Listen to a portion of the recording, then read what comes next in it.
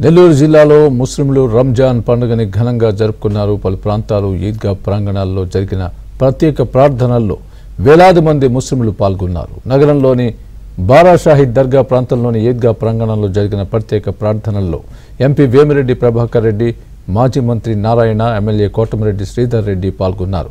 ప్రజలంతా సుభిక్షంగా ఆనందంగా ఉండాలని వారంతా ఆకాంక్షించారు. ఈద్ ముబారక్.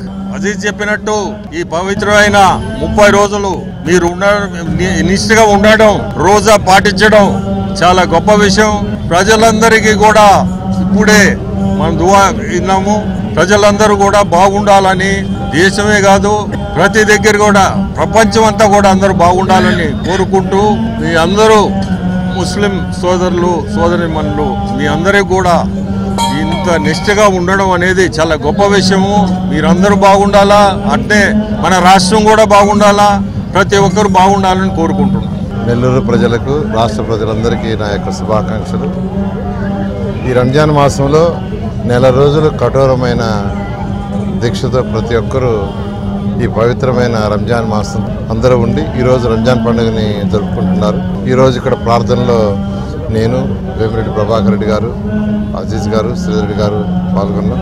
ఆ అల్లా దయ వల్ల ప్రతి ఒక్కరూ ఆయురారోగ్యాలతో సకల ఐశ్వర్యాలతో ఉండాలని కోరుకుంటూ, మీ అందరి ఆశీర్వాదాలు మాకు ఉండాలని కోరుకుంటున్నాం.